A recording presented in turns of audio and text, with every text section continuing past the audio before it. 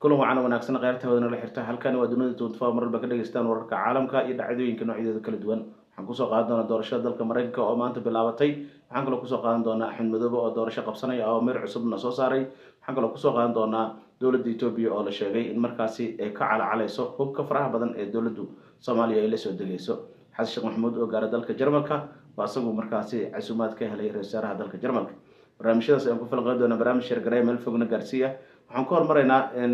horta Axmed Maxamed Axmed Madoobe wuxuu qabsanayaa doorasho asaga u gaar ah ilaa iyo muddooyinkii lasoo dhaafana waatii wafdi loo diray oo hadda maxbuub nin la yiraahdo iyo Maxamed Cabdi Afe iyo rag kaloo fara badan ayaa loo diray dowladda Kenya u dirtay in Xasan Sheekh Maxamuud iyo asagu ay wada hadlaan xaaladdan la qaboojiyo laakiin Axmed Madoobe arrintaas uu ka biidiiday wuxuuna sheegay doorashadiisa inay tahay biyo kaba dhibcaan oo meerta uu soo saarana waxaa ka mid ah in musharaxiinta ka qayb galaya doorashada Jubbaland aysan la imaan karin hub ama inaysan qaab qabiilaysan loo soo dhaweyn karin in cid alle ciidii markaasi musharax ka noqonaysa Jubbaland ay soo marayso laamaha amniga sida booliiska oo markaasi Jubbaland oo amniga sugi doono. Wuxuu kale sheegay inaysan jiri doonin ciidamo qabiileed gooni loola bixi karo taasna aysan ahayn suuragal amniga guudna ciidamada ay ka mas'uul ka yihiin Jubbaland. Wuxuu kale sheegay ciidii lagu arko arrimahaas inay ka hortimaadana in tallaabo sharciga waafaqsan laga qaadi doono doorashaduna ay gab ahaanba ay dhici doonto isdiiwaangelintuna ay bilaabato. Marka Axmed Madoobe wuxuu qabsanayaa doorasho u gaar ah dowladda Soomaaliya aysan la soconin caalamkan oo san la soconin. waxaa marka dambeyn karo wararku waxay sheegayaan in Axmed Maxamed Axmed Madoobe markuu 5 sano isku jiitay kadib inuu dowladda wada hadal inuu la galo ogol yahay oo markaasi in hadii doorasho markaas qof fiican dowladda laga soo dhaweynayo Jubbaland iyo hadii kale taba inuu markaasi fiirin doono laakiin hadda asagoo doorasho qof fiican heli karo doorasho kaligiis inuu heli karo 5 sano inuu ku jiidan karo inuu san doonayn 1 sano in lagu daro. Marka arrintaasi waa arrin si kala foganayso Jubbaland iyo dowladda federaalka Soomaaliya. Xamse Cabdi Barre isku diyaarinta waa xalin waaye dowladda Kenya isku daydana way xalin weysay xaaladdu marka meel sare ayay gaartay meesha ku dambayso waan soo gudbin doonaa. dowladda Itoobiya waxay ka calcalaysaa muddooyinka la soo dhaafayna ay sheegaysay inaysan suuragal ahayn in Soomaaliya maalmo markab hub ah laga dejiyo ayagana culays weyn ay ku tahay arrintaasi waxaana sheegeen in bariga Afrika qalqal weyn oo galayo haddii aan laga hortagin hubkaasi soo galaya Soomaaliya. Soomaaliya muddooyinka la soo dhaafay xiriir wanaagsan la sameystay dalalka Imaaraat dalalka maxaa la yiraahdaa Masar iyo nimanka lagu magacaabo Eritrea. waxaa wararku sheegayaan marka in sanad military oo joogto ah in la soo gaarsiinayay mid yaryarta markii laga reebo laba markab oo hub oo laba maro kala duwan ka soo degay magaalada Muqdisho ayaa jiray taasna waa mid Itoobiya ay ka nacsan tahay kana walacsan tahay. Abiy Ahmed oo cabaad afka furtan wuxuu sheegay in ay amnigooda halis ku jirto dowladda Itoobiya iyo dowladda Soomaaliya isku dhacsan yihiin Masar ayna u sii dheertahay inay imaan doonto Soomaaliya Eritrea laga yaabo inay imaan doonto waxyaabo soo dhan wuxuu sheegay in Itoobiya lagu go'doominayo. maxaa marka Abiy Ahmed bilaabay wuxuu bilaabay in Imaaraadka Carabta la xiriiro oo yiraahdo waraaniga Soomaaliya xaaladdan meel xun ay maraysaa balse uun hana la yeelo kadibna waxaa la sheegay in dhaxal sugaha boqorka ee dalkaas Imaaraadka Carabta uu soo gaaray magaalada Addis Ababa shalay isla markaana kulamo oo la qaatay madaxweynaha ra'iisul wasaaraha dalka Itoobiya ninka lagu magacaabo Abiy Ahmed ayuu ka wada hadlay sida ay xaaladdu noqon karto in Soomaaliya iyo Itoobiya mar kale wada hadal loo furi karo iyo waxyaabo kale oo aad u fara badan. Abiy Ahmed wuxuu leeyahay wada hadalka waa ogolahay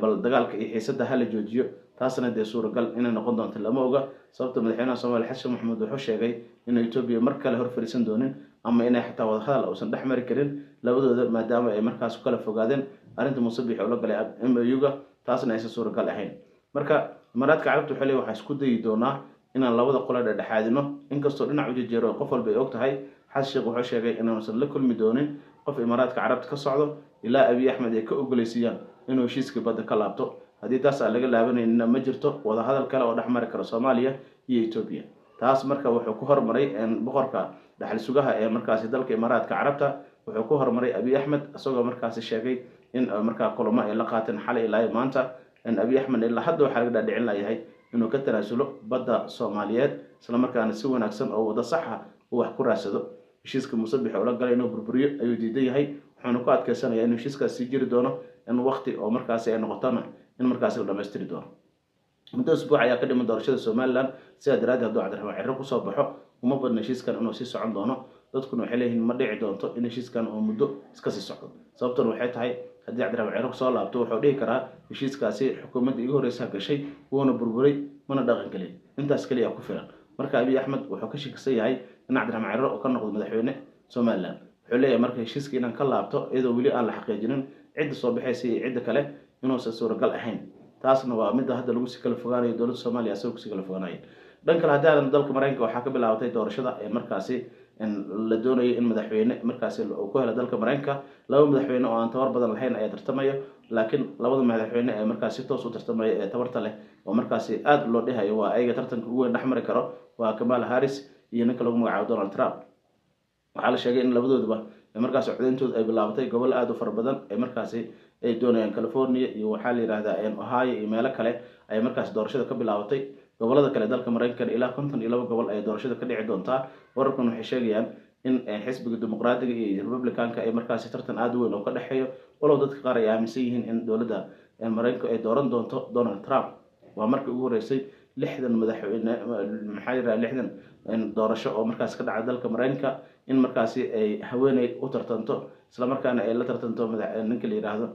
maxaa la Donald Trump hadda kor wuxuu ka soo raayay Hillary Clinton haddana wuxuu la tartamayaa Kamala Harris waxaa marka laga yaabaa inuu mar kale Kamala Harris dhulka ku jiido maadaama aysan u badnayn in markaas 57 madaxweyne ay soo martay dalka Mareykanka inaysan wax haweeney ku jirin haddana ay noqon doonto haweeneyda ugu horeysay markaasi madaxweyne ka noqdo dalka Mareykanka haddii lacag ku guuleysato laakiin dadka qaar waxay aaminsan yihiin inaysan marnaba ku soo bixi doonin gabadha lagu magacaabo Kamala Harris waa arki doonaa meesha ay ku dambeyso hadda ka hor tartankii dhacayna dhowr mar oo kala duwan 3 jeer ayuu tartamay ninkan marna waa laga guuleystay oo Biden ka guuleystay marna Hillary Clinton ayuu ka qaaday haddana wuxuu doonayaa inuu ka guuleysto gabadhan la yiraahdo Kamala Harris waa arki doonaa doorashada Mareykanka indhaha ku in doonaa nidiisoo gudbi doonaa natiijooyinka meesha ay kala marayaan ilaa isbuucana baashu way socon doontaa waxaan ku hormaraynaa dhanka waxaa aadaynaa Jubbaland Axmed Maxamed Islaan Axmedoobe waataan sheegnay inuu markaasi ku adkaysanayo inuu doorasho markaasi qabsan doono dowladda federaalka Soomaaliya waxaa la yiri xildhibaanadii aadi lahaa dhankaas ay u diiday waxayna u sheegtay inaysan suuragal ahayn inay hadda tagaan Jubbaland haddii Jubbaland ay tagaan soo noqodkooda magaalada Muqdisho oo adkaan doono inkastoo ay intee shireen ay yiraahdeen anagu waxaan aadaynaa Axmedoobe hadalkiisa ayaan ajiibnay mana jiri karto Axmedoobe aadis inaan markaasi anagu halkaas sii joogno marka Axmed ninka la yiraahdo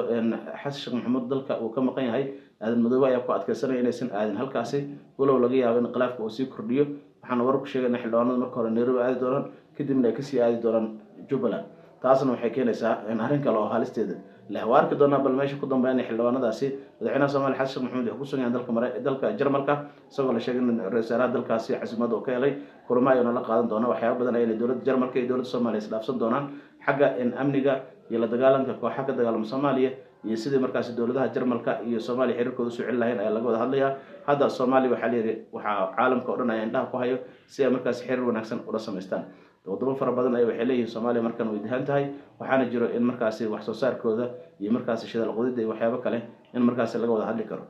dowladda Turkiga waxaa la sheegay inay bilowday dhanka iyo maxalliga hubyo inay shidaal qodistii ka bilowday oo markabkoodii oo bilaabay inuu baaritaan sameeyo laakiin wuxuu sheegay in kooxaha burcadbadeeda dhibaato weyn ay kaga imaanayso ay isku dayayaan in markabkaasi weeraraan waxaa dhowr mar markaasi isku dhacay ka dhacay dhanka iyo maxaa la yiraahdaa hubyo iyo agaarkeeda oo markabkan uu ku sugayaa markab Oleg la yiraahdo race oo asagoo ahaa kii Muqdisho soo gaaray toddobaadkii hore haddana bilaabay inuu markaasi baaritaan degdeg oo ku sameeyo shidaalka dhowr mar oo kala duwan waxay isku dhaceen